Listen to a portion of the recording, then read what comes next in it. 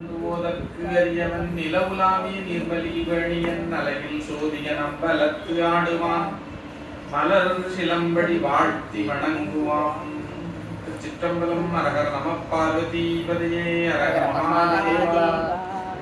இந்த திவ்யமான சேத்திரத்தின் கண்ணே திருக்கோயில் கொண்டு எழுந்தருளி நமக்கு நல்வாழ்க்கை இருந்தருளக்கூடிய ஸ்ரீ திரிபுர சுந்தரி அம்பாள் சமேத மருந்தீஸ்வர பெருமானுடைய திருவிடைகளை அடியை போற்றி துதி செய்து கொண்டு இந்த திவ்யமான சந்நிதியிலே எழுந்தருளி நமக்கெல்லாம் ஞான அனுகிரகம் செய்யக்கூடிய ஸ்ரீ சக்கரையம்மா திருவடிகளையும் வணங்கிக் கொண்டு இந்த சிவபுராணம் கேட்டல் என்கின்ற ஞான வேள்வியை செய்வதற்காக இங்கே குழுமி இருக்கக்கூடிய சைவ பெரியவர்கள், தாய்மார்கள், அடியார் பெருமக்கள் யாவருக்கும் என்னுடைய பணிவான வணக்கங்களை தெரிவித்துக் கொள்கிறேன்.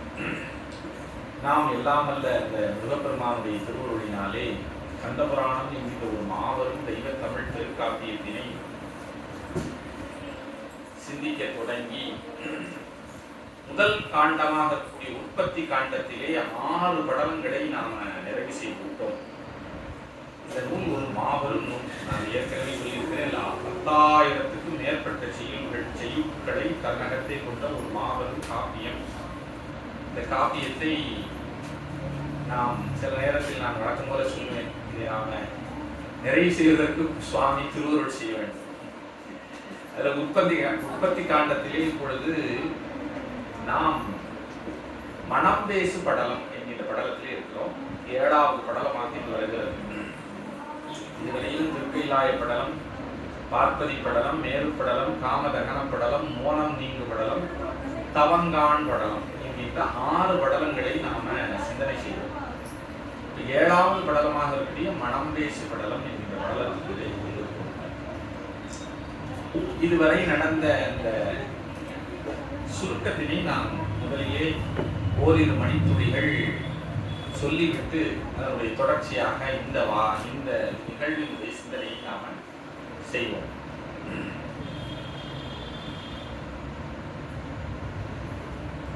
எல்லாம் வல்ல சிவபெருமான் திருக்கையிலேயே வீற்றிருக்கும் பொழுது அவருடைய இடப்பாகத்தில் இருக்கக்கூடிய உமாதேவியார் தம்முடைய பெயராக இருக்கக்கூடிய தாட்சாயினி என்கின்ற பெயர்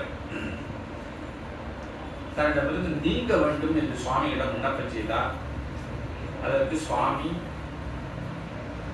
அவ்வாறே ஆகட்டும் என்று சொல்லி, நீ சென்று இமயமலையிலே தவம் செய்து கொண்டிருக்கக்கூடிய இமயராஜனுக்கு புத்திரியாக பிறந்து 5 வயது கழிந்த பின்னர் எம்மை நோக்கி தவம் செய்வாயாக, அப்பொழுது யாம் வந்து மனம் செய்வோம் என்று அருள் செய்தார். அதை சிறமேற்கொண்டு அம்பிகை இமயமலையிலே இமயராஜனுக்கு புத்திரியாக ஒரு செந்தாமரை மலரிலே ஒரு அழகான குழந்தையாக அவதரித்தார். அந்த குழந்தையை எடுத்து சிறப்போடு 5 பிராயம் வரை மலையரசன் வளர்க்கின்றான். அதன் பின்னர் அம்பிகை அந்த அரசனிடம் விண்ணப்பம் செய்து 5 வயதிலேயே தவம் செய்ய புறப்பட்டான். அரசன் எவ்வளவோ மறுத்தும் ஒரு பர்ணசாலை செய்து தர வேண்டும் என்று வற்புறுத்தி கேட்டு அந்த பர்ணசாலையிலே சேடியர்களோடு அம்பியை தவசம் செய்து கொண்டிருக்கின்றான். இந்த ஒரு காலகட்டத்திலே அசுரர்களுடைய செல்வாக்கு மிகுந்து ஒரு அசுர ராஜா தோன்றினான். அவன் பெயர் சூரபத்மன். அவன் என்ன செய்தான் என்று சொன்னால், அரிய பெரிய தவங்களை எல்லாம் செய்து நிறைய வரங்களை எல்லாம் பெற்று மிகுந்த வலிமை உடையவனாக இருந்தான். அவன் அந்த வலிமையினாலே தேவர்களை எல்லாம் ஜெயித்தான். ஜெயித்து சொர்க்க உரிக்கு தீமூட்டினான். தேவர்களை எல்லாம் சிறைப்படுத்தி மிகுந்த துன்பத்தில் உள்ளார். அவனை கண்டு அஞ்சாத தேவர்கள் யாவரும் இல்லை. அத்தகைய ஆற்றல் உடையவனாக இருந்தான். அவனுடைய துன்பத்தை, அவனால் துன்பப்பட்ட தேவர்கள் எல்லாம் வல்ல சிவபெருமானை நோக்கி மனதிலே பிரார்த்தனை செய்து கொண்டே இருந்தார். அந்த தேவர்களுடைய தலைவனாக இருக்கக்கூடிய இந்திரன் இமயமலையிலே சென்று நேர்மலையிலே சென்று தவம் செய்கிறார். நேர்மலையிலே தவம் செய்து இறைவனை வேண்டுகிறான். அப்பொழுது சுவாமி அவனுக்கு பிரத்யட்சமாகி, தட்சனுடைய யாகத்திலே நீங்கள் எல்லாம் கலந்து கொண்ட பாவத்தினுடைய தொடர்ச்சியாகத்தான் நீங்கள் சூரபத்மாவினாலே இத்தகைய துன்பத்தை அடைகின்றீர்கள் அப்படின்னு சொன்னார். அந்த துன்பத்தை நீக்குவதற்கு எம்மிடத்திலே ஒரு குமாரனை உற்பத்தி செய்வோம், அந்த குமாரன் சூரபத்மாவை சங்காரம் செய்வான் என்று சொல்லி சுவாமி அருள் செய்கின்றார்.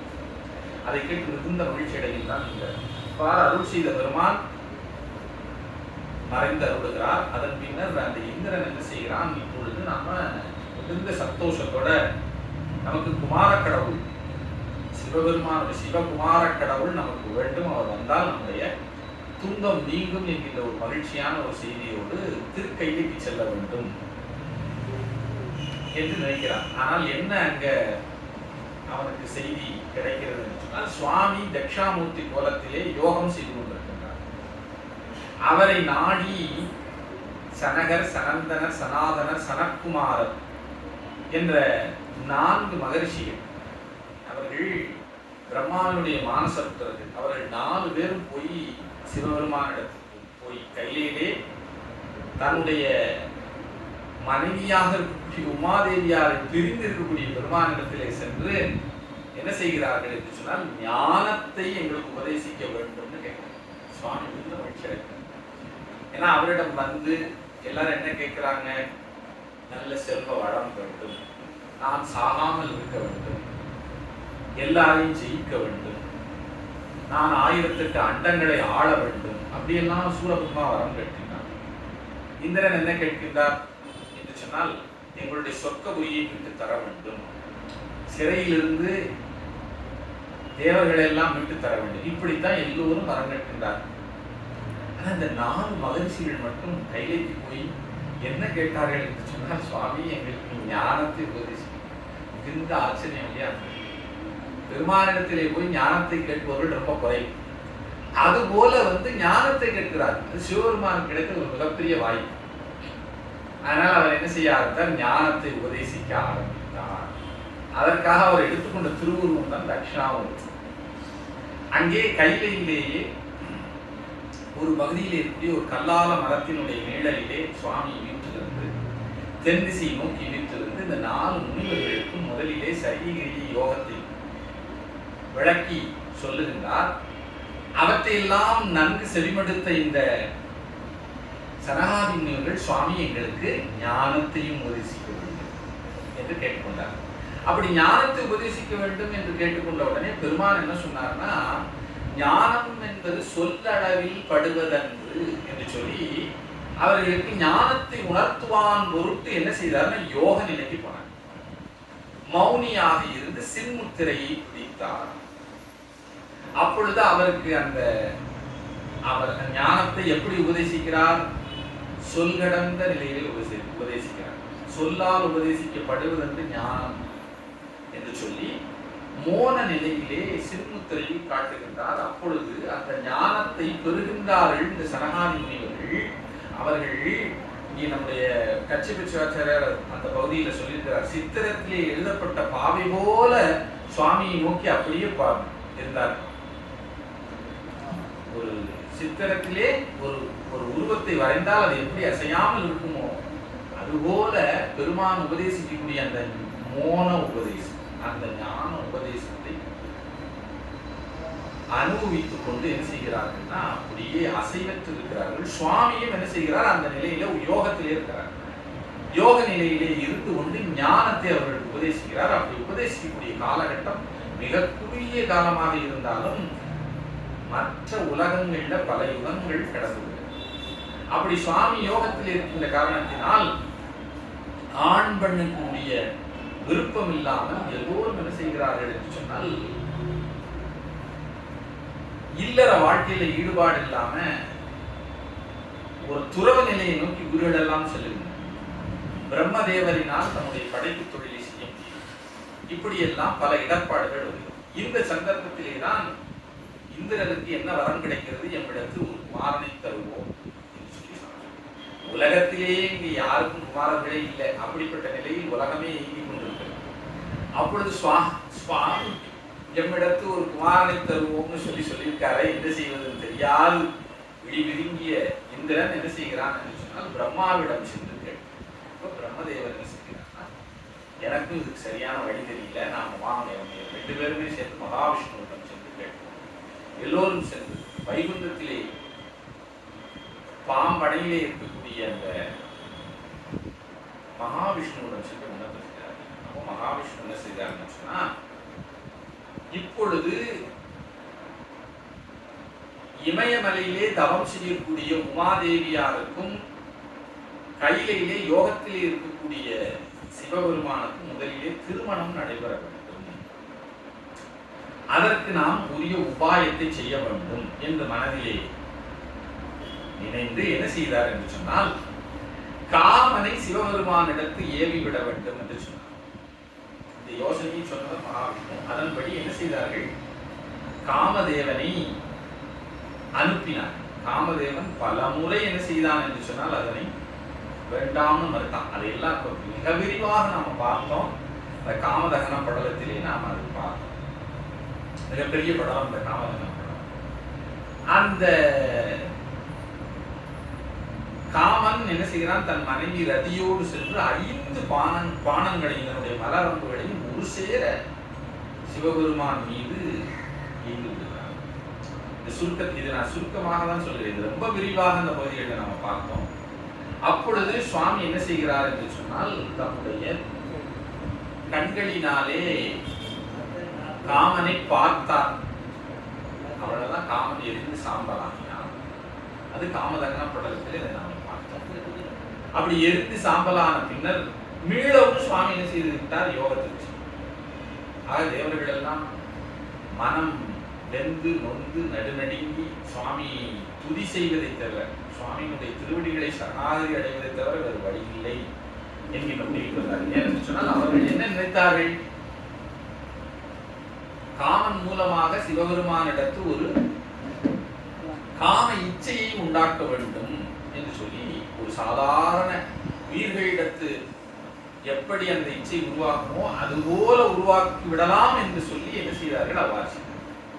ஆனால் சுவாமி என்ன செய்தார், காமனை எரித்தார். ஆக அவர்களுடைய எண்ணம் நிறைவேறவில்லை. காமன் பலியாகிவிட்டார். சுவாமி மீளவும் யோகத்துக்கு சென்றார். ஆகினால் இனி சுவாமியிடம் சரணடைவதை தவிர வேற வழி இல்லை என்று சொல்லி துதித்தார்கள். அந்த துதிக்கு இறங்கிய பெருமான் அவர்களை பார்த்து, உங்களுக்கு என்ன வேண்டும்னு கேட்டார். சுவாமி, நீங்க உடனடியாக இமயமலையிலே தவம் செய்து கொண்டிருக்கக்கூடிய பார்வதி தேவி திருமணம் செய்து கொள்ள வேண்டும். திருமணம் செய்து எங்களுக்கு குமார கடவுளை நாங்கள் ஏற்கனவே எங்களுக்கு உறுதியளித்தபடி வரம் கொடுத்தபடி என்ன செய்ய வேண்டும், குமார கடவுளை தர வேண்டும். அந்த குமார கடவுள் சூரபத்மாவை சம்ஹாரம் செய்ய வேண்டும் என்று சொல்லி சுவாமி அதற்கு மனம் இறங்கி அவ்வாறே செய்வோம் அப்படின்னு சொல்லிட்டு அவர்களை எல்லாம் அவரவர்கள் உலகத்திற்கு அனுப்பிவிட்டு தான் என்ன செய்தார், தனக்கு தன்னிடம் ஞான உபதேசம் பெற்ற ஞானிகள் அந்த சனகாதி முனிவர்கள் இருக்கார்களே அவர்களிடம் இதுதான் ஞானம், நீங்கள் எல்லாம் யோக நிலையிலே இருந்து ஞானத்தை நன்கு உணர்ந்து வீடு வேறு அடைவீர்களாக என்று ஆக்ஞாபித்து சுவாமி என்ன செய்கிறார், அம்பிகையை திருமணம் செய்ய வேண்டும் என்று மனதிலே திருவுளம் பற்றுகிறார். அதற்காக என்ன செய்தார்னா, அம்பிகையினுடைய தவத்தின் மேன்மை என்ன என்பதை இந்த உலகத்திற்கு காட்ட வேண்டும் என்பதற்காக ஒரு வயது முதிர்ந்த ஒரு அந்தண வடிவத்திலே சென்றார். எங்கே, இமயமலையிலே பர்ணசாலையிலே தவம் செய்து கொண்டிருக்கக்கூடிய பார்வதியை பார்ப்பதற்காக. அதைத்தான் நாம் தவங்கான் படலம் என்கின்ற படம் கடந்த சிந்தனைகள்ல நாம் செய்தோம். அதிலே சென்று அவர் அம்பிகையினுடைய தவத்தை சோதித்தார். பெண்ணே, நீ இவ்வாறு தவம் செய்து கொண்டிருக்கிறாயே, உன்னுடைய தவத்திற்கு இறங்கி சிவபெருமான் வரமாட்டான், அப்படியே வந்தாலும் உன்னை திருமணம் செய்து கொள்ள மாட்டான், இப்படியெல்லாம் சொல்லுகிறார். அதற்கு அம்பிகை, இறைவன் வராவிட்டாலும் சரி, திருமணம் செய்யாவிட்டாலும் சரி, நான் தவம் செய்து உயிரை விடுவேனே என்று தவத்தை கைவிட மாட்டேன். சுவாமி என்ன சொல்றாரு, அந்த அந்தன வடிவிலே இருக்கக்கூடிய சுவாமி, நீ தவத்தை கைவிடுவது ஒன்றே நீ செய்ய வேண்டிய கடன் என்று எல்லாம் சொல்லுகிறார். ஆனால் அம்பிகை மன உறுதியோடு தனக்கு தான் விரும்பிய பொருள் கிடைக்காவிட்டால் நான் தவம் செய்து உயிர் மாய்ப்பேனே என்று தவத்தை கைவிட மாட்டேன் என்று சொல்லுகிறார். அதன் பின்னர் சுவாமி அந்தன வடிவத்தில் இருக்கக்கூடிய சுவாமி என்ன செய்கிறார்னா, அந்த சிவபெருமான் வந்து என்ன சொத்துக்களை உடையவர், அவரிடம் ஒன்றுமே கிடையாது, அவர் ஒரு பண்டாரம் பரதேசி, இப்படியெல்லாம் நிறைய விஷயங்களை சொல்றார். அவர் உடுத்தி இருப்பது வந்து பட்டு பீதாம்பரம் கிடையாது, தோல், விலங்குகளுடைய தோல். அவர் பூசி இருப்பது சாம்பல், அணிந்திருப்பது எலும்புகளும் மண்டை ஓடுகளும், இப்படி பலவிதமாக சொல்கிறார். இந்த பொருளை எல்லாம் அடைய வேண்டும் என்பதற்காகவா நீ தவம் செய்கின்றாய்? பெரிய செல்வந்தனை தவம் அதாவது அடைய வேண்டும் தவம் செய்தால் பரவாயில்லை. இவர் சுடுகாட்டிலே நடனமாடிக்கொண்டு தெரியக்கூடிய ஒருவருக்கு எந்த சொத்து பத்துக்களும் கிடையாது. அவரை நோக்கி நீ தவம் செய்து கொண்டிருக்கிறாயே, எந்த சொத்தை ஆள வேண்டும் என்பதற்காக நீ தவம் செய்கிறார் என்றெல்லாம் பேசுகிறார். அதற்கெல்லாம் அம்பிகை பதில் சொல்லுகிறார். இப்படி அந்த பகுதிகளை எல்லாம் நாம் தவம் காண்படலம் என்கின்ற படலத்திலே சிந்தனை செய்யும். அதன் பின்னரும் அம்பிகை என்ன செய்கிறாள்? தன்னிடம் வந்த வயோதிக வடிவிலே வந்திருப்பவரை அவர் சொல்லக்கூடிய விஷயங்கள் எல்லாம் உண்மை, ஒரு அடியவன் நினைத்தது தவறு, ஆகையினால் தயவு செய்து இந்த இடத்தை விட்டு நீங்கள் நீங்கி விடுங்கள்னா சொல்லலாம். ஆனால் அந்த வயோதிக வடிவத்திலே வந்திருக்கக்கூடிய பெருமான், நான் உன்னை திருமணம் செய்ய வேண்டும் என்று வந்திருக்கிறேன். அதை கேட்டு அம்பியை சிவசிவா என்று காதுகளை எல்லாம் பொத்திவிட்டு தான் அந்த இடத்திலே இருந்து நீங்கிவிட்டார். அப்பொழுது சுவாமி ரிஷபாரூடராக அம்பிகைக்கு கணங்களோடு காட்சி. அதை கண்டு அம்பியை தரிசித்து அடியவளுடைய அறியாமையை சுவாமி தேவரை பொறுத்துக் கொள்ள வேண்டும் என்று சொல்லி விண்ணப்பம் செய்தார். அப்பொழுது சுவாமி என்ன சொல்லுகிறார்னா, நாளை வந்து உண்மை திருமணம் செய்வோம்னு சொல்றார். நாளை வந்து திருமணம் செய்வோம் என்று சொல்லி அம்பிகைக்கு விடை கொடுத்து விட்டு சுவாமி கைலை நெருக்கி செல்லுகிறார். இதுதான் நாம் இதுகாரும் நாம் இத்தனை 6 படலங்களாக சிந்தனை செய்த விஷயத்தை நாம் சுருக்கமாக சொல்லியிருக்கிறேன். இப்பொழுது அப்படி கைலைக்கு சென்ற பெருமான், நாளை திருமணம் செய்து கொள்ளுவேன் என்று உறுதியளித்து வந்த பெருமான் என்ன செய்கின்றார் என்பதை இந்த மனம் பேசு படலம் என்கின்ற படலத்தை நாம் பார்க்க போகிறோம். சுவாமி இப்பொழுது திருமணம் செய்ய வேண்டும் என்ற திருவுள்ளம் பற்றி அம்பிகைக்கும் அதை தெரிவித்து விட்டு வந்துவிட்டார். இந்த படலம் மனப்பேசு படலத்தில் என்ன பேசுகிறார்கள் என்று சொன்னால், சுவாமி என்ன செய்கிறார்? முறைப்படி திருமணம் பேசுவதற்காக அங்கே உரியவர்களை அனுப்ப வேண்டும். இதுதான் முறை. ஒரு திருமணம் ஒன்று நடக்குது அப்படின்னு சொன்னா, மாப்பிள்ளை வீட்டார்களிடம் பெண் வீட்டார்களிடம் சென்று உங்களுடைய பெண்ணை கொடுங்கள் என்று யாசிக்க வேண்டும். அதுதான் வந்து நம்முடைய முறை. அப்படி அது வந்து ஒரு யாசகமாகத்தான் நம்முடைய மரபிலே சொல்லப்படுகிறது. ஒரு பெண்ணை கொடுங்கள் என்று கேட்க வேண்டிய ஒரு முறை யாரை சார்ந்ததுன்னா, மாப்பிள்ளை வீட்டை பையன் வீட்டை சார்ந்தது. அவர் தான் போய் கேட்க வேண்டும். அதனாலதான் பெண் பார்த்தல் அப்படின்னு ஒரு நிகழ்வு நடக்கிறது. இப்போ நாம வந்து ஏன் வந்து மாப்பிள்ளை பார்த்தல் ஒரு நிகழ்வு நடக்கவில்லை அப்படிலாம் கேட்கக்கூடிய காலம் இல்லை. ஆனால் பொதுவாக என்ன என்று சொன்னால், ஆண் வீட்டார்கள் அதாவது மாப்பிள்ளை வீட்டார்கள் முறைப்படி பெண் வீட்டார்களிடம் சென்று யாசிக்க வேண்டும். உங்களுடைய பெண்ணை எங்கள் வீட்டுக்கு தருவீர்களா, நாங்கள் தர வேண்டும்னு கேட்கணும். அதுதான் ஒரு உரிய முறை. அப்படி அதற்கு அவர்கள் சம்மதித்து விட்டால் அவர்கள் தானமாகவே தன்னுடைய மகளை கொடுக்கிறார்கள். அதுதான் நம்ம ஊர்ல கன்னிகாதானம் அதை சொல்லுகிறாங்க.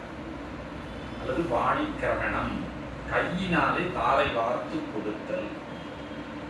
திருவாசகத்திலே நம்முடைய மாணிக்க சுவாமிகள் உங்கையிற்பில் பிள்ளை உமக்கே அடைக்கலம் என்று அங்கு அப்பழம் சொல் அப்படின்னு சொன்னார். அப்படி செய்து கொடுக்கக்கூடிய பழமையான முறை அந்த திருமணம் என்பது. ஆக அது என்ன நடக்கிறது? நம்முடைய இது வந்து நம்ம தேசத்தில் இருக்கக்கூடிய பாரம்பரிய முறை. பெண் வீட்டை சார்ந்தார்கள் தனது கன்னியை ஆண் வீட்டு அதாவது மாப்பிள்ளை வீட்டாருக்கு என்ன செய்கிறார்கள்? தானமாக கொடுக்கிறது. கன்னிகாதானம் என்றுதான் நாம் சொல்றோம். ஆக அப்படி இருக்கும் பொழுது அது முதல்ல யாசிக்க வேண்டிய ஒரு நிலை யாரை சார்ந்தது என்று சொன்னால் மாப்பிள்ளை வீட்டாரை சார்ந்தது. அப்போ அப்படின்னா என்ன செய்யணும்? மாப்பிள்ளை வீட்டை சார்ந்தவர் தான் முதல்ல போய் பெண் வீட்டாரிடம் சென்று கேட்க வேண்டும். அதுதான் பெண் கேட்டல் என்கின்ற ஒரு நிகழ்வு. அந்த பெண் கேட்டல்ங்கிற நிகழ்வுல தான் பெண் பார்த்தலும் நடக்கும். அப்ப இப்ப சிவபெருமானுக்கு பெண் கேட்க போகணும். யாருக்கு வந்து சிவபெருமானுக்கு தாயோ தந்தையோ கிடையாது. பொதுவான முறை என்ன என்று சொன்னால் மாப்பிள்ளையினுடைய தாய் தந்தையர்கள் செல்ல வேண்டும்.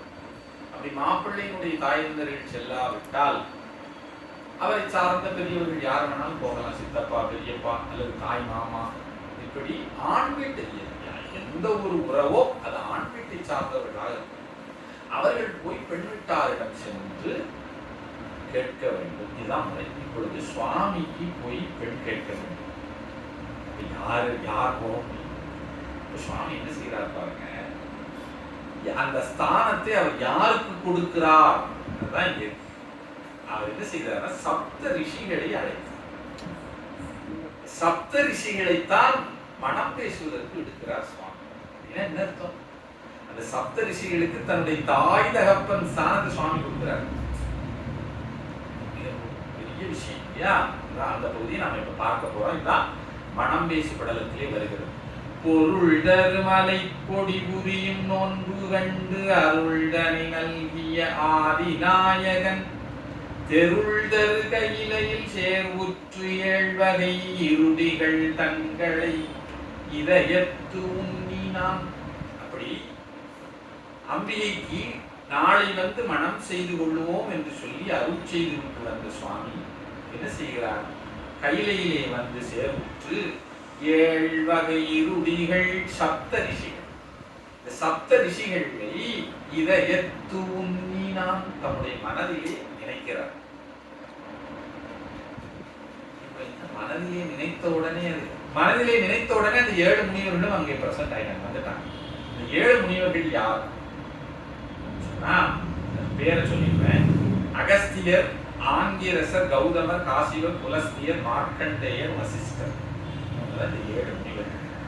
இந்த சப்த முனிவர்களும் அங்கே சுவாமி நினைத்த உடனே அங்கே வருகிறார். நினைதல் கண்ணுதல் நிமலன் ஏழ்வர் முனிவர் மன்னதை முன்னி பனிவருமையோடு படர்ந்து வல்லையில் அணையனை இறைஞ்சி நின்று அறைதல் மேயினார். சுவாமி நினைத்த உடனே இந்த 7 முனிவர்களும் அவர்களுக்கு என்ன நடக்குது, உள்வெறி, மனசுக்குள்ள பயந்தார்கள். சுவாமி கூப்பிடுறாருன்னு உடனே பனிவருமையோடு அவருடைய உடம்புல எல்லாம் வேர்க்குது. இந்த பயத்தில் சிவபெருமானிடத்தில் எவ்வளவு பெரிய பயமும் அச்சமும் சப்தரிஷிகளுக்கு இருக்கு பாருங்க. பனிவருமையோடு படர்ந்து வல்லையில் ரொம்ப வேகமா என்ன செய்கிறார்கள், விரைந்து அணையனை இறைஞ்சி நின்று அங்க வந்துட்டாங்க. சுவாமி வந்து இறைஞ்சி நின்று அறைதல் மேயினார் சொல்றாங்க. பங்கையன் மால் முதல் பகரும் பண்ணவரும் உங்குனது ஏவலுக்கு உரியராயுர எங்களை உன்னினை யாங்கள் செய்தவம் அங்கவர் தவத்தினும் அதிகம் போலுமா. சுவாமியை வணங்கி அவங்க முதல்ல என்ன சொல்றாங்க, பங்கையன் மால் முதல் பகரும் பண்ணவர், பிரம்ம விஷ்ணுக்கள் முதலாக கூடிய எல்லா தேவர்களும் உங்கு உனது ஏவலுக்கு உரியராய். அவங்க எல்லாம் சுவாமி தேவர்கள் கண்ணை காட்டினா போதும் என்ன செய்யணுமோ அதையெல்லாம் செய்து முடித்துள்ளார். அப்படி எல்லாம் அவர்கள் ஏவல் செய்வதற்கு இருக்கும் பொழுது சுவாமி எங்களை உன்னினை தேவரில் எங்களை இங்கே வரவழைத்தீர். யாங்கள் செய்தவம் அங்க வரவத்தினும் அதிகம் போலுமா. நாங்கள் செய்த தவம் அந்த பிரம்ம விஷ்ணு முதலாய தேவர்களை காட்டிலும் அதிகம் போலும். அதனால் தான் சுவாமி எங்களை என்ன செய்திருக்கிறேன், இங்கே வரவழைத்திருக்கிறேன் சொல்கிறார். இந்த 7 ரிஷிகளும் எந்த எம்பெருமன் எம்மை வம்மன முந்துரு கருணையின் முன்னிற்று ஆதலின் உயிர்ந்த நம்மடியரே உடைய தீப்பவம் சிந்தினம் இனியொரு தீருண்டாகும். அவர் என்ன சொல்றாங்க, எந்தை எம் பெருமானே நீர் எம்மை எங்களையெல்லாம் வருக என்று சுவாமி ஆணையிட்டது எங்களுடைய தவத்தின் பயன். ஆகையினால் நாங்கள் உய்ந்த நம் அடியரே, நாங்கள் எல்லாம் மிகுந்த விதியை அடைந்து விட்டோம். உடைய தீப்பவம் சிந்தினம், எங்களை பற்றி இருக்கக்கூடிய கொடுமையான இந்த பவக்கடல், இந்த பிறவியாகிய பெருங்கடலை நாங்கள் நீந்தி கடந்து விட்டோம். தீப்பவம் சிந்தினம், அதில் இருந்து நாங்கள் வெளிவந்து விட்டோம் சுவாமி. இனி ஒரு தீங்குண்டாகுமோ, இனி எங்களுக்கு ஏதேனும் தீங்கு ஏற்படுமா? ஏற்படாது சொல்றாங்க இந்த சப்தரிஷி. ஒரு தலை ஐந்தொழில் உலப்புறாவகை உரிதரு பகவ நம் உண்மை நீக்குவான் கருணையோடும் நீனை கடிதில் செய்வனி அருளிதி என்றனர் ஆற்றும் நொன்றினோ. சுவாமி 5 தொழிலையும் இங்கே இருந்து கொண்டே செய்யக்கூடிய பெருமான். சுவாமிக்கு 5 தொழில் செய்வது என்பது என்ன, விளையாட்டு போல செய்கின்றான் என்று சொல்லி சித்தாந்த சாஸ்திரங்கள். அப்படி பஞ்ச கிருத்தியங்களையும் இருந்தாங்க இருந்து செய்யக்கூடிய பெருமான் எங்களை உண்மையை நாங்கள் வரணும்னு சுவாமி சொல்லியிருக்கோம். செய்வணி அருளுதி, நாங்கள் செய்ய வேண்டிய பணி என்னன்னு சுவாமி சொல்றாங்க. என்ன சொல்லுகிறார்கள்? சுவாமி 5 தொழிலையும் இருந்தாங்க இருந்த செய்யக்கூடிய பெருமான், அவனுக்கு செய்ய முடியாத பணி அப்படின்னு ஒரு பணி இருக்க முடியுமா? இருக்கவே முடியாது இல்லையா? அப்படி இருந்த பொழுதும் சுவாமி தேவதையில் எங்களை நினைத்தீர், நாங்க வந்து விட்டோம். செய்வணி அருள், நாங்க செய்ய வேண்டிய பணி என்ன? அவ்வளவு அடக்கத்தோட கேட்கிறாங்க. என்றனர் ஆற்றும் நோன்பினோ, நோன்பை ஆற்றுவதையே தொழிலாக கொண்டிருக்கக்கூடிய இந்த சப்தரிஷி. ஆற்றும் நோன்பினோ அப்படின்னு என்ன? தவம் செய்வதுதான் அவங்க தொழிலே. வேலையே காலையில் எந்திரிச்சா தவம் தான், சில நேரம் தூங்காமலே தவம், தொடர்ச்சியான தவம், தவம் செய்வது மட்டும்தான் தொழில். அப்படிப்பட்ட தவத்தையே நமக்கு சொத்தாக உடைய அந்த சப்தரிஷிகள் அவ்வாறு கேட்டுக்கொண்டார். சுவாமி எங்களுக்கு செய்ய வேண்டிய பணி என்ன என்று ஆணையிடுங்கள். அமலன் சுவாமி அம்முனிவர் மாற்றங்கெட்டலும், அந்த முனிவர்கள் சொல்லி சாமி கேட்கின்றார். அவரை நோக்கி இமயமேல் இறைவன் தன்பால் ஏகியே எமக்கு இவ்வைகள் உமைதனை வதுவை நீரால் உதகுவான் வினவி. பாருங்க, ஒவ்வொரு சொல்லிலும் நிறைய அர்த்தம் இருக்கு. நீங்க என்ன செய்யுங்க? இமயமேல் இறைவன், இமயமலைக்கு அரசனிடம் சென்று எமக்கு இவ்வைகள் உமைதனை வதுவை நீரால் உதவுவான் வினவி. அந்த இமயராஜனின் புத்திரியாக இருக்கக்கூடிய உமாதேவியாரை திருமணம் செய்து கொடுக்குமாறு, வதுவை செய்தல்னா திருமணம் செய்து உதவுவான், திருமணம் செய்து எனக்கு உதவி செய்யும்படி அப்படி கேட்கிறாரு சுவாமி. இப்ப இதுக்கு முன்னாடி என்னதுன்னா 5 தொழிலையும் இருந்தாங்க இருந்து நடத்தக்கூடிய பெருமான் சுவாமி, நீர் உமக்கு ஒரு பணி செய்வதற்கு முடியாம போகுமா? ஆனாலும் எங்களை சுவாமி அழைத்திருக்கிறீர், என்ன பணி செய்ய வேண்டும் கேளுங்கன்னு இந்த ரிஷிகளெல்லாம் கேட்கிறார். அப்பேற்பட்ட பெருமான் என்ன பதில் சொல்லுகிறார்னா, இமயராஜனிடம் சென்று அவனுடைய புத்திரியை எனக்கு மனம் செய்து உதவும்படி கேளு. பதுவை நீரால் உதவுவான் வினவி, உதவுவான்னு ஒரு வார்த்தை போடுறார். இப்போ இதுல ஒரு முக்கியமான இதெல்லாம் என்னன்னா, இறைவன் நமக்காக செய்து காட்டியிருக்கிறார். திருமணம் செய்யும் பொழுது அந்த பெண்ணை கொடுப்பவர்கள் தான் என்ன செய்கிறார்கள் என்று சொன்னால் உதவி செய்கிறார்கள். இதுதான் நம்முடைய மரபு. ஆண் வீட்டார்கள் உதவியை பெறுகிறார்கள். கிவிங் எண்ட் ரிசீவிங் எண்ட் இல்லையா? அது மாதிரி அவங்க கிவிங் எண்ட் தான் யாரு? பெண் வீட்டார். ரிசீவிங் எண்ட் தான் ஆண். நடைமுறையில இன்றைக்கு நிறைய பிரச்சனைகள் வந்து, அதற்கு நம்முடைய மரபு காரணம் அல்ல. அதுக்காக நான் சொல்ல வரேன். ஏன்னா சிவபெருமானே என்ன செய்கிறார்? இமயராஜனிடம் சென்று தனக்கு தனது புத்திரியை கொடுத்து உதவும்படி கேளுங்கன்னு சொல்றார். எவ்வளவு தாழ்ந்து சொல்லுகிறார் பாருங்க. உதவுவான் வினவி வல்லே நமது முன்பம்மின், கேட்டு ரொம்ப வேகமா என்னிடம் திரும்பவும் வந்து சொல்லுங்க. பம்மின் என்னானந்தருள் புரிந்தானந்தே. சுவாமி அருட்சி முனிவர்கள் பாருங்க. நாயகன் அருளக் கேளானந்தனை இறஞ்சியேகி ஏயதொன் முனிவர் யாரும் இமயமேல் இறை முன்னன் நன்ன ஆயவன் மனைவியோடும் அடைந்ததிர் கொண்டு தாழ்ந்து நேயமோடு அருச்சித்தேத்தி நின்றிது புகழுகின்றான். நேர இமயராஜாவுடைய அரண்மனைக்கு போய் அவர் நேரா சந்திக்கிறாங்க.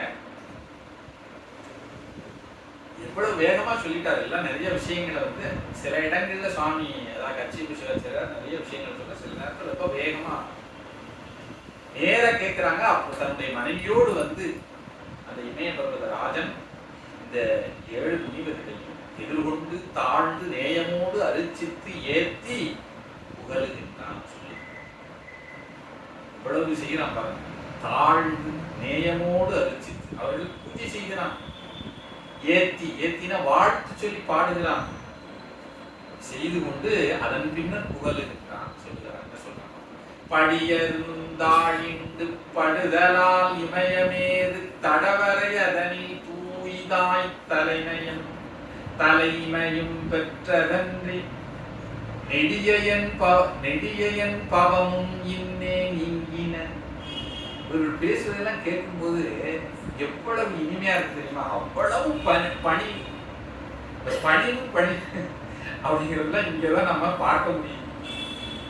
படியருந்தாழிந்து படுதலால் அந்த சப்தரிஷிகளை பார்த்து உங்களுடைய திருவடிகள் எல்லாம் இங்கே பட்ட காரணத்தினாலே இமயம் மேறு தடவரையதனை தூய்தாய் தலைமையும் பெற்றதன்றே. பொன்மலையாக இருக்கக்கூடிய மேருமலையை காட்டிலும் என்னுடைய இமயமலை தலைமை ஸ்தானத்தை அடைந்துள்ளது அப்படின்னு சொல்லுகிறான். எதனால? நீங்க சப்தரிஷிகளும் உங்களுடைய திருவடிகளை இங்கே பதித்த காரணத்தினால். நெடியன் பவம் இன்னே நீங்கின. என்னுடைய ஒடிக்கணக்கான பிறவிகள் இன்றோடு முடிந்தது. நெடியன் பவமும் இன்னே நீங்கின. இன்னேன்னு சொல்றான், இன்றேன்னு கூட சொல்லல. இன்னேனா இந்த தருணத்திலே ஆன் தி ஸ்பாட்லே என்னுடைய பிறவிகள் எல்லாம் நீங்கி நீ வீரெல்லாம் அடியனின் தன்பால் வந்த நிமித்தம் என் அறையும் என்றான். இவ்வளவு சொன்னதுக்கு அப்புறம் நீங்கள் எல்லாம் வந்ததனுடைய காரணத்தை எனக்கு அருள் செய்யுங்கள் அப்படின்னு கேட்கிறான். அங்கருவினவும் எல்லை அருந்தவர் அகிலம் என்ற மங்கையை பதுவை செய்வான் மண்ணுயிர்க்கு உயிராய் நின்ற சங்கரன் நினைந்து உன்னோடு சாற்றுதற்கு எம்மை மித்தான். இங்கிது எம் வரலாறு என்ன இசைவு கொண்டு இறைவன் சொல்வான். அதாவது என்ன சொல்லுகிறார் பாருங்க.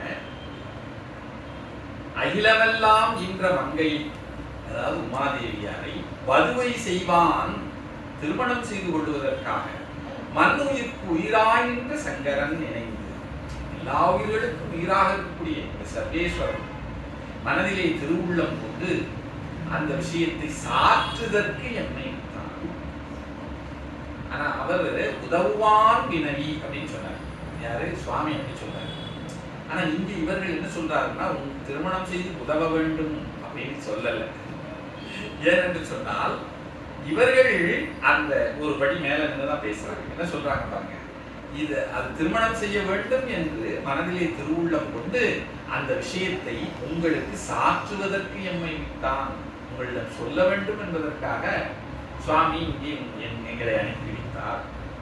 இதுதான் என் வரலாறு. அதாவது வரலாறுனா இந்த இடத்துல நாங்கள் வந்த காரணம் அப்படின்னு சொன்னதுக்கு அப்புறம் இப்பொழுது இசைவு கொண்டு இறைவன் சொல்லுவான். அதாவது மனதிலே கேட்டவனே இருந்த மகிழ்ச்சி அதற்கு சம்மதித்து அந்த இறைவன், இந்த இடத்துல இறைவன் என்பது மலைக்கு இறைவன், அதாவது மலையரசன். அவன் சொல்லுகின்றான், துண்ணிய உயிர்கள் யாவும் தொல்லுலகு அனைத்தும் என்ற கன்னிகை உமையாள் தன்னை களிமணம் முறையின் நல்கி என்னையும் அடிமையாக ஈகுவன். அவ்வளவுதான், இதே வார்த்தையா சொல்லி உயிர்களுக்கு எல்லா உயிர்களுக்கும் தாயாக இருக்கக்கூடிய கன்னிகை. ஆனா இது எல்லாம் சில முரண் தொடைன்னு சொல்லுவாங்க தமிழ். எல்லா உயிர்களுக்கும் தாய், ஆனால் கன்னிகை. தொல்லுலகு அனைத்தும் என்ற கன்னிகை உமையாள் தன்னை, அந்த உமாதேவியார் தன்னை கடிமணம் முறையின் நல்கி மனம் செய்து கொடுத்து என்னையும் அடிமையாக ஈகுவன், நானும் அடிமையாக சுவாமிக்கு வந்து சேருவேன் அப்படின்னு சொல்லுகிறான் அந்த இமயராஜன். இறைவர்க்கு என்ன மன்னவன் அயலே நின்ற மனைவியீர் உரைக்கல் உற்றாள். இப்படி உடனே அக்செப்டன்ஸ் கொடுத்தார் யார்? இமயராஜன். என்னுடைய மகளையும் கொடுப்பேன், என்னையே நான் அடிமையாக கொடுப்பேன் என்று சொல்லுகிறான். இப்படி சொல்லிவிட்டான். ஆனால் அவன் அருகிலே இருக்கக்கூடிய அவனுடைய மனைவியாக இருக்கக்கூடிய மேலே இங்கே ஒரு ஆட்சேபம் தெரிவிக்கிறான். இதுதான் எப்பொழுதுமே இந்த பெண் பார்க்கக்கூடிய இடத்திலே என்ன செய்ய வேண்டும்னா பெண்களை கண்டிப்பாக அழைத்து செல்லணும் இந்த மாதிரி இடத்துல. ஏன்னா அந்த ஆட்சேபனையும் அவங்க தான் தெரிவிப்பாங்க. அந்த மாதிரி இங்கே தெரிவிக்கிறார் பாருங்க. அந்த மனைவியாகக்கூடிய அவனுடைய மனைவியாகக்கூடிய மேனை மலரையன் புதல்வன் தன்னோர் மடந்தை மனத்தின் நல்க அலைமுனல் சடில தன்னல் அவந்தரை கொண்டான் என்பர் நிலைமையங்கதனை உன்னி நெஞ்சகம் அஞ்சும் என்ன குலமகள்தனை அவர்க்கு கொடுத்திடல் எவனோ என்றாள். சொல்றாங்க, நான் ஒரு விஷயத்தை கேள்விப்பட்டிருக்கிறேன். பிரம்மாவினுடைய மகன் முதல்வனாக இருந்த தக்ஷன் என்கின்ற ஒரு மிகப்பெரிய பிரஜாபதி, அவருடைய மகளை சிவபெருமான் வந்து திருமணம் செய்து கொண்டார். செய்து கொண்டு என்ன செய்து விட்டார்? தட்சனுடைய தலையை துண்டித்தார் அப்படின்னு ஒரு செய்தி கேள்விப்பட்டிருக்கிறேன். நான் இப்படிப்பட்ட நிலைமையை எண்ணி நெஞ்சகம் மஞ்சும், என் மனமெல்லாம் பயப்படுகிறது அப்படின்னு நம்ம சொல்றோம். கல்யாணம் மட்டும் எங்க தலையை கொய்து கொண்டு போய்விடக்கூடாது. அதனால அந்த அம்மா என்ன சொல்றாங்கன்னா, நிலைமையங்கதனை முன்னி நெஞ்சகம் மஞ்சும், எங்களுடைய மனமெல்லாம் பயப்படுது. ஏன்னா அவருடைய பழக்கம் வேற மாதிரி இருக்கு. பொண்ணு எடுத்த இடத்துல மாமனாரே போட்டு தள்ளிடுறாரு. இப்படியெல்லாம் செய்தி, இப்படிப்பட்ட ஒரு செய்தியை நாம் கேள்விப்பட்டிருக்கோமே, அதை நினைச்சா எங்களுக்கு மனமெல்லாம் வதைக்கிறது. நெஞ்சகம் மஞ்சும் எங்கள் குலமகள் தன்னை அவர்க்கு கொடுத்திடல் எவனோ, எப்படி எங்களுடைய குலத்தினுடைய குடியாக இருக்கக்கூடிய பெண்ணை நாங்கள் எப்படி கொடுத்து விடுவோம்? எவ்வாறு செய்து கொடுப்பது அப்படின்னு சொல்லி அந்த அம்மா கேட்கிறார். இப்ப முனிவர்கள் அதுக்கு பதில் சொல்லணும். முனிவர்கள் என்ன பதில் சொல்றாங்க? என்றாலும் அவளை நோக்கி எழுமுனி ஓரும் சொல்வார் ஒன்று நீ இறங்கல் வாழி ஒப்பிலா முதல்வன் செய்கை நன்று தேர்ந்திலையால் தக்கன் நலத்தகும் அவியை மாற்றி அன்றுதன் இகழ்தலாலே அவன் தலை முடிவு செய்தான் சொல்லுகிறார்கள். அந்த ரிஷிகள் ஒன்று நீ இறங்கல், இறங்கல்னா என்ன? நீ வந்து இதுக்காக வருத்தப்பட வேண்டாம். ஒப்பிலா முதல்வன், தனக்கு ஒப்பாரும் மிக்காரும் இல்லாத இறைவன், அவனுடைய செய்கை நன்று தேர்ந்திலையால், அவனுடைய செய்கை உனக்கு சரியாக புரியவில்லை.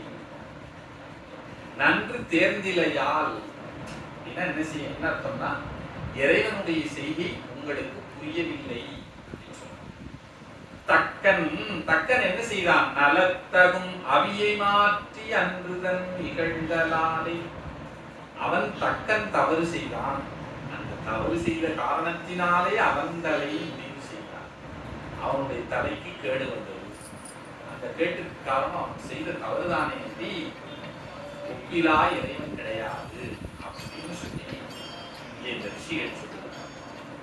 அடைந்துளோர்க்கு அருளுமாறும் அல்லவர் தமக்கு தண்டம் படுந்துணை தெரிந்து கூட்டும் பான்மையும் பரமன் செய்கை. பரமனுடைய செய்கை ரெண்டு வரியில அருமையா இங்கே வந்து கச்சியப்ப சிவாச்சாரியார் சொல்லுகிறார். என்ன சொல்லுகிறாங்க? அடைந்துளோர்க்கு அருளுமாறும். தன்னை சரணடைந்தவர்களாம் சுவாமி என்ன செய்கிறார்? அருள் செய்கிறார். அப்படி சரணடையாமல் அல்லவர் தமக்கு தண்டம் படுந்துணை தெரிந்து குட்டும் பான்மை. அப்படி எம்பெருமானை சரணடையாதவர்களுக்கு தண்டம் படுந்துணை தெரிந்து அவர்களுக்கெல்லாம் இறைவன் என்ன செய்கிறார்? தண்டத்தை செய்கிறார். தண்டனா தண்டனை. இந்த இடத்துல இது நம்ம இதனுடைய பொருளை ரொம்ப என்னடா இதை சிவபெருமானை வணங்கியவருக்கு தான் அவர் அருள் செய்வார், வணங்காதவர்களுக்கு அருள் செய்ய மாட்டார். இது என்ன ரொம்ப மோசமான ஒரு செய்தியாக இருக்கிறது அப்படின்னு நம்ம தோணும். அதனுடைய பொருள் அப்படி இல்லை. அதாவது அறக்கருணை மரக்கருணை சொல்லி இதை என்ன செய்வார்கள் என்று சொன்னால் சாஸ்திரங்கள்ல சொல்லியிருக்காங்க. அது இறைவன் தன்னை வணங்குவார்க்கு அறக்கருணையும் வணங்காதார்க்கு மரக்கருணையும் செய்கின்றான். மரக்கருணைனா என்ன அர்த்தம் அப்படின்னா நல்வழிப்படுத்துவதற்காக செய்யக்கூடிய திருத்தம். அதைத்தான் மரக்கருணை சொல்கிறார். ஒரு ஆசிரியர் ஒரு மாணவனை படிக்கவில்லை என்பதற்காக அடிக்கின்றார். அது தண்டனை தான். தண்டம்னு சொல்லுகிறோம். அந்த தண்டனையை நாம அவர் காரணம் இல்லாமல் செய்யல இல்லையா? அதை திருத்த வேண்டும் என்பதற்காக செய்கிறார். ஒரு மாணவர் காலையில சரியான நேரத்துக்கு பள்ளிக்கு செல்லவில்லைங்கிறதுக்கா அந்த காலத்துல நாங்கெல்லாம் பள்ளிக்கூடத்துக்கு போகும்போது லேட்டா போனா ஹெட் மாஸ்டர் கேட்லேயே நின்று அடிப்பார் நிரம்ப வச்சு. அது உண்டு, அந்த பழக்கம் அப்பெல்லாம் உண்டு. அப்படி செய்கிறார் என்பதற்காக அவர் இந்த மாணவர்களை விரும்பவில்லைன்னு அர்த்தம் இல்லை. அவர்களை திருத்த வேண்டும் என்பதற்காக செய்யக்கூடியதுதான் தண்டனை இல்லையா? அதைத்தான் இங்கே சொல்றார். இதைத்தான் இறைவன் செய்கின்றான். தக்ஷன் தவறு செய்தால் அவனை திருத்த வேண்டும் என்பதற்காக சுவாமி மரக்கருணை செய்தார். அப்படி செய்யாமல் சரியான நிலையிலே ஒருவன் இருந்தால் சுவாமி அருள் செய்வார். அதுதான் இதுதான் பரமன் செய்கி. இது எல்லாம் வல்ல பெருமானுடைய செயலே இப்படித்தான் இருக்கும். இதை நீங்கள் புரிந்து கொள்ள வேண்டும். இதை புரியாமல் நீங்கள் மடந்த இத்தன்மையாரும் மனப்படுத்துணர்வர் இதே திடம்பட உணர்வி. இதை நீ தெளிவாக புரிந்து கொள்ள வேண்டும். வேறு சிந்தனை செய்ய நீங்க மனசுல போட்டு வேற நிறைய குழப்பவே வேண்டாம் என்றார் வர சப்தரிஷிகள். அப்படி அது சொன்னதுக்கு அப்புறம் மேனை, அதாவது இமயராஜனுடைய மனைவியாக இருக்கக்கூடிய மேனை, இயலுறு முனிவோர்கள் இவை மொழிதலும் ஓரா மயலுரு வரை அண்ணல் வாய்மை இது எனலோடும் மயலுரு மனைமேனி அஞ்சினள் அமலந்தன் செயல் இது உணராதே செப்பினன் இவை என்று மேனை சொல்லுகிறாள். என்னை மன்னித்துக் கொள்ளுங்கள், நான் இந்த இறைவனுடைய இந்த செயலை நன்கு புரியாமல் இவ்வாறு சொல்லிவிட்டேன் என்று சொல்லி மீளவும் என்ன செய்கிறாள்? இதற்கு ஒப்புக்கொள்கிறாள், திருமணத்திற்கு ஒப்புக்கொள்ளுகிறாள். உள்நலிவோடு மேனி உவர் மலர் அடிதொழுவி பெண்ணறிவு எவையேனும் பேதமை வழி என்றோ. இன்றைக்கு இருக்கக்கூடியவர்கள் இந்த வாசகத்தை விரும்புவார்களான்னு தெரியல. என்ன சொல்லுகிறார்? பெண்ணினுடைய அறிவு பொதுவாக பேதமை உடையது என்று சொல்வார்கள். அதுபோல நான் செய்துவிட்டேன் அப்படின்னு அந்த அம்மா சொல்றாங்க. அதனால் சுவாமி என்ன செய்ய வேண்டும்? எங்களை எல்லாம் மன்னிக்க வேண்டும். அந்த 7 ரிஷிகளை பார்த்து அண்ணல் தம் அருள் நீர்மை அணுவதும் அறிவில்லே. சிவபெருமானுடைய திருவருள் நீர்மை நான் சிறிதும் புரிந்து கொள்ளாமல் இவ்வாறு சொல்லிவிட்டேன். புண்ணிய முனிவீர் என் புன்மொழி பொறும் என்றால் என்னுடைய புல்லிய மொழி, என்னுடைய தவறுதலான என்னுடைய வார்த்தைகளை புண்ணியம் செய்யக்கூடிய முனிவர்களே நீங்கள் பொறுத்துக் கொள்ளுங்கள் சொல்லி மேனை கேட்கிறார். பணிவுடன் இவை மேனை பகரதும் அவள் தன்பால் கணிதமில் அருள் செய்ய காவலன் அது காணா இணைதவிர் முனிவீர்கள் இவளுரை கருதன்மின் மணமியல் எதையோனை பரமொழி வரமொழிகுதிர் என்றான். இந்த சம்பாஷணை எல்லாம் நடக்குது இல்லையா? நடந்து கொண்டு இருக்கும் பொழுது காவலன்னா இந்த இடத்துல இமயராஜன் என்ன செய்கிறான்? முனிவர்களை பார்த்து இவளுவை கருதன், என்னுடைய மனைவியுடைய சொற்களை பொருட்படுத்த வேண்டாம், நீங்கள் என்ன செய்யுங்கள், மனமியல் இறையோனை வர முழுகிறீர், மனம் செய்வதற்காக சிவபெருமானை இங்கே வரும்படி சொல்லுங்கள் என்று சொல்லுகின்றான் அந்த முனிவர்கள். இவ்வாறு என்ன ஆகிவிட்டது என்று சொன்னால், அந்த மனம் பேசியாச்சு. 7 ரிஷிகளும் போய் கேட்டார்கள். அதற்கு இமயராஜனும் அவனுடைய மனைவியாருடைய மேனையும் இருவரும் ஒப்புக்கொண்டார்கள். இப்பொழுது இந்த 7 முனிவர்கள் என்ன செய்கிறார்கள்? பணிபடுவரை அண்ணல் பகர் மொழி அது கேளா, மனமிக மகிழ்வாயி மற்றவர் தமை அங்கண் இனிமையோடு உற நல்கி எழுவரும் அவன் நீங்கி தனை நிகர் விரிவு இல்லா தன் கையிலையில் வந்தார். இந்த காரியம் நல்ல சிறப்பாக முடிந்த ஒரு மகிழ்ச்சியோடு சப்தரிஷியிடம் திருக்கைலாயத்திற்கு வந்து எழுமுனிவோரும் மாநகர் இடை சாரா நந்திகன் முறை உய்ப்ப நாதனை நனவுற்றி, நந்தியம்பெருமானுடைய அனுமதியை பெற்று அங்கே சிவபெருமானை சென்று வணங்குகிறார். அந்தமில் அடியோடும் அவனடி தொழுது ஏத்தி எந்தையை இது கேள் என்று யாவதும் உரை செய்தார். சுவாமியிடம் போய் வணங்கி நடந்த விஷயங்கள் எல்லாம் சொன்னார்.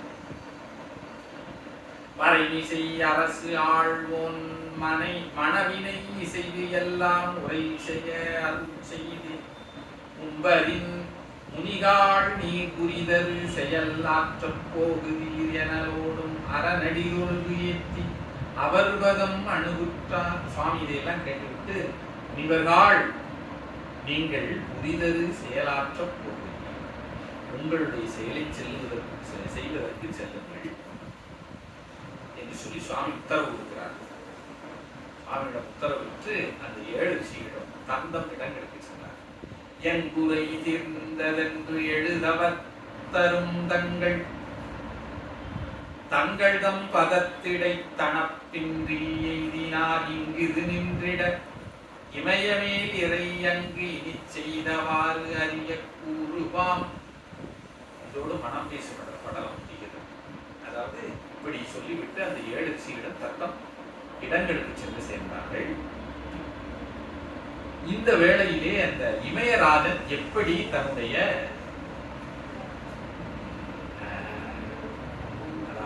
நகரத்தை அலங்கரிக்க போகிறான் என்கின்ற விஷயத்தை நான் சொல்ல போகிறேன் அப்படின்னு சொல்லி அடுத்த படலத்துக்கு தோற்றுவாய் செய்கிறார் ஆசிரியர். அடுத்த படலம் வரை புனை படலம். இந்த வரை புனை படலம் என்பது என்ன அப்படின்னு சொன்னா, இந்த படலம் முழுமையா என்ன விஷயம் இதுல சொல்லப்பட்டிருக்கிறதுனா, இமயராஜன் எவ்வாறு தன்னுடைய நகரத்தை அலங்கரித்து திருமண ஏற்பாடுகளை செய்கிறார். திருமண ஏற்பாடு செய்தலுக்கு ஒரு படலத்தை பாடியிருக்கிறார் கட்சி. இதுல கிட்டத்தட்ட ஒரு 30 செய்யுளுக்கு மேலேயே இருக்கு.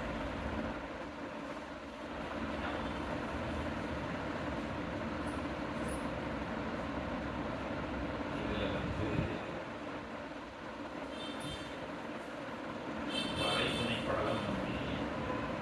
36 செய்யுள் இருக்கு. 36 செய்யுள்ல என்ன சொல்லுகிறாருன்னா, எவ்வாறு அவன் செய்கின்றான் என்பதை அதுக்கு நாம என்ன செய்கிறோம் இந்த நிகழ்விலேயே தோற்றுவாய் செய்து சில செய்யுளை பார்த்துவிட்டு இதனுடைய தொடர்ச்சியாக அடுத்த சிந்தனையிலே எஞ்சியுள்ள பகுதியிலே பார்க்கலாம். இப்ப என்ன ஆகுறதுன்னு சொன்னா, அந்த இமயராஜனுக்கு திருமணம் செய்ய வேண்டிய ஒரு எல்லாம் முடிந்து விட்டது. மனம் பேச வந்தவர்களிடம் இசை தெரிவித்தாகிவிட்டது. இப்பொழுது திருமணத்திற்கு ஏற்பாடுகள் செய்ய வேண்டும். அதை செய்ய வேண்டும் என்பதற்காக என்ன செய்கிறான், மிகுந்த மகிழ்ச்சியோடு இந்த இமயராஜன் கணிதமில் உயிரெல்லாம் கலந்து மற்றவை உணர்வுதோர் இருந்தவர் ஒருதன் கண்ணியை மணமுறை புரிதிரம் மதித்து தேவதம் பணிபுரி தச்சனை பரிவோடு உண்ணினான். எல்லாம் வல்ல அந்த பெருமான் சுவாமிக்கே இங்க திருமணம் நடக்க போகுது. ஆகையினால் செம்மையாக செய்ய வேண்டும் என்பதற்காக தேவதம் பணிபுரி தச்சன், தேவர்களுக்கெல்லாம் பணி செய்யக்கூடிய தச்சன் ஒருவன். தச்சன் தச்சன் அது தச்சனே அழைக்கிறார். தச்சன் தான் விஸ்வகர்மா தேவதச்சன். அவர் தான் என்ன செய்கிறார், அங்க இருக்கக்கூடிய ஒரு இன்ஜினியர் நீங்க வச்சுக்கொள்ளலாம், என்ன வேணுமோ அதையெல்லாம் செய்து கொடுக்கிறார். உன்னியவோதி அந்த தேவதட்சனை எப்படி செய்கிறான், உண்ணுகிறான் அப்படின்னா அந்த இமயராஜன் எப்பேற்பட்ட ஒரு வலிமை பொருந்தியவனாக இருக்கிறான். அவன் மனதிலே நினைத்தவுடன் உன்னியவோதி உம்பர் கம்மியன், கம்மியன்னாலும் தச்சன்னாலும் ஒன்றுதான். உம்பர் கம்மியன் தேவர்களுக்கு தச்சனாக இருக்கக்கூடிய விஸ்வகர்மா மன்னவனை தூர வந்து கை தொழுது என்னை கொல் கருதினை. அந்த தச்சன் வந்து என்ன செய்ய வேண்டும் என்பதற்காக யாது செய்வனி அன்னதை மொழிகென அரை இதழ் மேயினான் மேவினான் அரை இதழ் மேயினான் வந்து வணங்கி என்ன செய்ய வேண்டும்னு விஸ்வகர்மா கேட்கின்றார். யாரை பார்த்து? இமயராஜன்.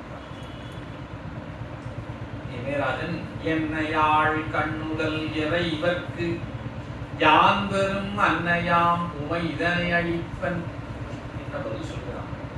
என்னையாள் கண்ணுதல், என்னை ஆளக்கூடிய முதலிலே கண்ணை உடைய சிவபெருமானுக்கு யான் பெரும் அன்னையாம், யான் பெற்ற குழந்தைன்னு சொல்லல, யான் பெற்ற மகள்னு சொல்லல. அந்த இமயராஜன் என்ன சொல்கிறான், யான் பெரும் அன்னையாம் உமை இதனை அழிப்பன், நான் பெற்ற எனது அன்னையாக இருக்கக்கூடிய உமையை அழிப்பன், திருமணம் செய்து கொடுக்க. இவ்வரை கன்னிமாநகர் எல்லாம் கவின் சிறந்திட பொன்னி நாடாம் என புனைதியால் என்றான். பொன்னி நாடுன்னு என்ன அர்த்தம்னா பொன்னால் செய்யப்பட்ட நாடு. அது வந்து சொர்க்க உரி. அந்த சொர்க்க உரி எப்படி இருக்குமோ அது போல இந்த திருமணத்திற்காக என்னுடைய நாட்டினை நீ கவின் சிறந்திட, அழகு எங்கும் இருக்கும்படியாக பொன்னி நாடாம் என புனைதியால் இது செய்ய வேண்டும் என்று அப்பொழுது அப்பொழுதத்தினில் அடுக்கல் மேலையோன் செப்பிய வாசகம் செவி கொண்டுள்ள மேல்மை பெரு மகிழ்ச்சியை மேவி அந்நகர் ஒப்பனை செய்திட உன்னினானரோ. தேவதட்சன் அதை கேட்டு ரொம்ப மகிழ்ச்சியா, சிவபெருமானுக்கு திருமணம் நடக்க போகுது, செவி கொண்டு உள்ளமேல் மெய்ப்பெரு மகிழ்ச்சியை மிகுந்த மகிழ்ச்சியோடு அமர்ந்தும் அந்நகர் ஒப்பனை செய்திட. ஒப்பனை அப்படிங்கிற வாக்கு ஒரு நல்ல தமிழ் சொல். அதுக்கு நேரடியான ஆங்கில சொல் என்னன்னா மேக்கப். ஒப்பனை செய்தல், அழகுறச் செய்தல், அதுதான் வந்து அந்த ஒப்பனை செய்திட. உன்னி நானரோ மனதிலே நினைந்தான் யார், அந்த தேவதட்சன். இதுக்கப்புறம் இருக்கக்கூடிய செய்யுள் எல்லாமே எப்படி அவன் எந்த இதுகளெல்லாம் அலங்காரம் செய்யலாம் அதுதான் இங்க வந்து ஒன்று ஒன்றா சொல்றாரு. அவர் எப்படி பந்தல் போடுறாரு, அதில் என்னென்ன தோரணங்கள் இருக்கு, இதெல்லாம் வரும். அதையெல்லாம் நாம் அடுத்த திருக்கூட்ட சிந்தனையை செய்வோம். அந்த வரைமுறை படலத்துக்கு அடுத்தாற் போல கணங்கள் செல் படலம் என்கிற ஒரு படலம் இருக்குது. இந்த கணங்கள் செல் படலத்திற்கு அதுக்கப்புறம் இருக்கக்கூடிய படலம் திருமணம் படலம். ஆக திருமண படலம் திருக்கல்யாணம் பார்வதி கல்யாணத்தை நம்ம நெருங்கி வந்து விட்டோம்.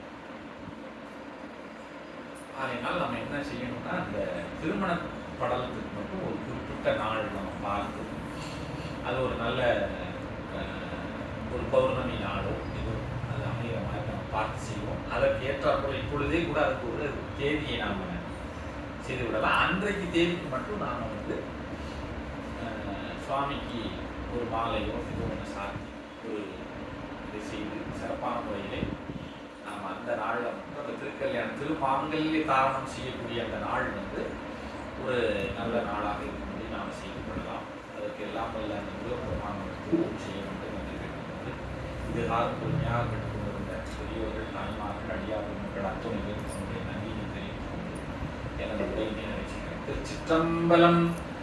ஆறிரு தடந்தோள் வாழ்க முகம் வாழ்க வெப்பை கூறு செய்த நிகழ் வாழ்க கூடம் வாழ்க செவ்வேள் ஏறிய மங்கை வாழ்க யானிதன் அணங்கு வாழ்க மாறிலா வள்ளி வாழ்க வாழ்க சீரடியாரெல்லாம் வான்மையில் வளாது வீக மணிவளம் சுரக்க மன்னன் போல் முறை அரசு செய்க குறையிலா உயிர்கள் வாழ்க நான்மறை அறங்கள் ஓங்க நற்றவம் வள்ளி மல்க மேன்மைகள் செய்வ நீதி விளங்குக உலகம் எல்லாம் திருச்சிற்றம்பலம்.